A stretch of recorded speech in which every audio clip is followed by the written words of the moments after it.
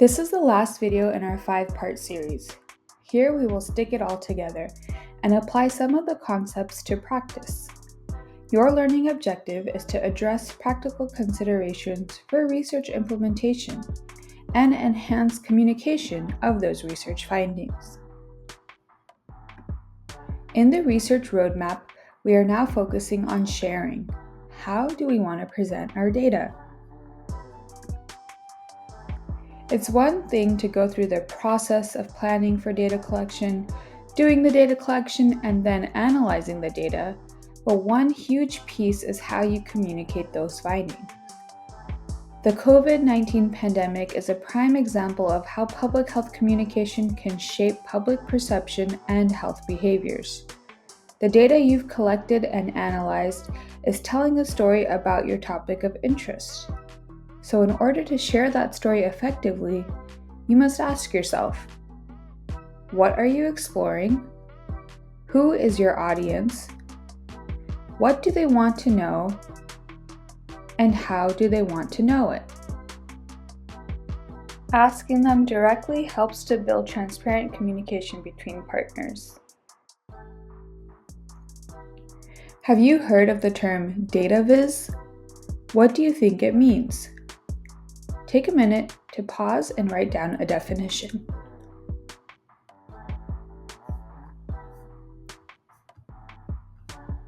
Data viz is a way to explore and explain data. It is a visual way to facilitate understanding, as we know there are different types of learners out there. There are principles that help us better perceive and make sense of visual information. See the links at the end of this video for more resources. The literature notes that researchers do not often use the results of open-ended questions effectively. There can be simple techniques for telling a visually compelling story, which go beyond the use of a simple word cloud. These also may not need fancy software and can be done with just Microsoft Word or PowerPoint. The following 2 examples go over the use of open-ended data in a much more visually compelling way. They show us how important communicating our findings is to the larger impact of our work. Rauter et al. In 2021 showed data on opinions about the COVID-19 vaccine. What you are looking at here is a sunburst graphic, which shows the relationship between the different units of qualitative analysis. The inner circle depicts the broader category, while the outer circle depicts any individual codes applied to that broader category. Each circle and the amount of space it takes up represents the relative frequency of that concept. This is known as the size principle.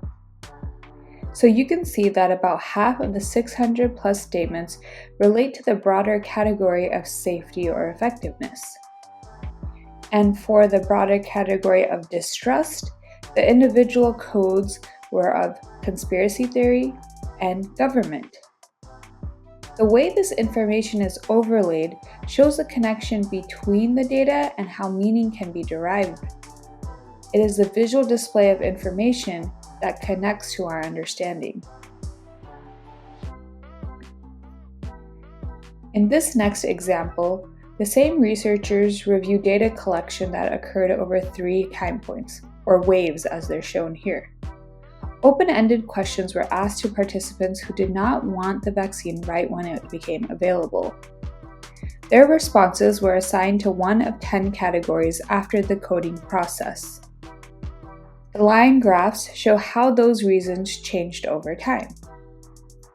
For example, less people selected the need for more information as time went on. Interestingly, second from the bottom up, uncertainty rose over the 3 waves.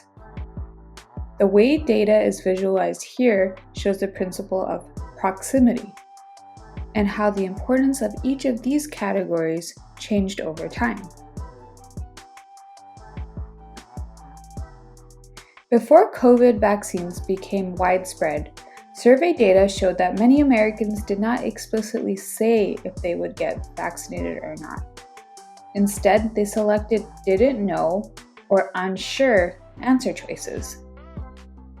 Neergaard and Fingerhut in 2020 explained that the media tended to focus on these low acceptance rates. However, there was more to the story that could have been shared.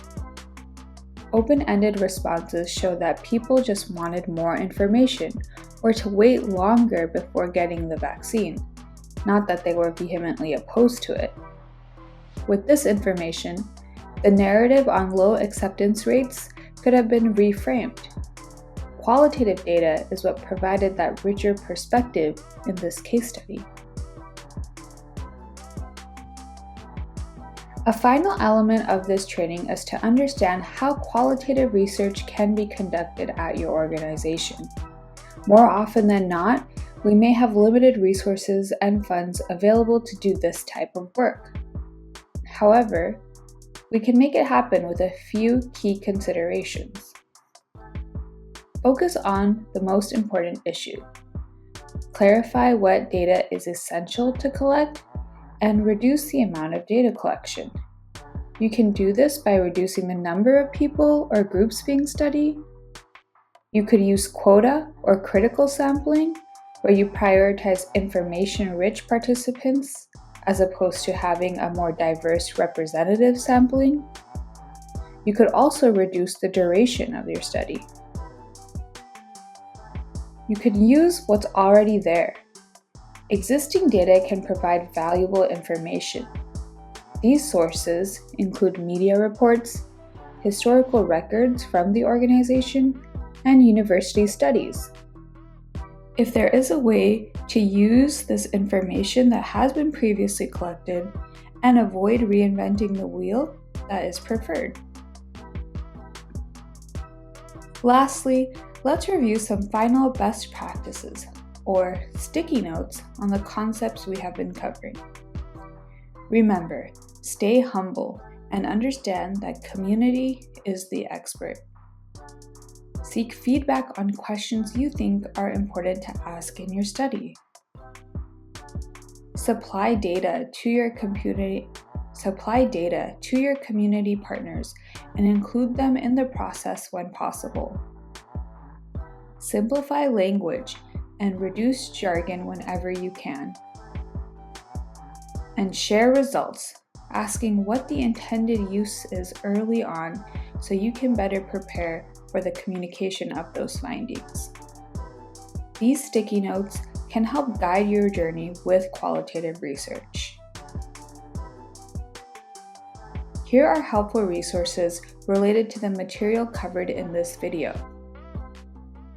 And with that, we would like to thank you for watching and participating in this training series. Please complete the short self-study test to reinforce what you learned. Please also complete the evaluation survey so ChillLab can improve our trainings and learn what else you would like to see in the future. You will also be able to apply for continuing education credits there. The survey links are in the video description and on our website at research.cgu.edu/ChillLab. Thank you so much.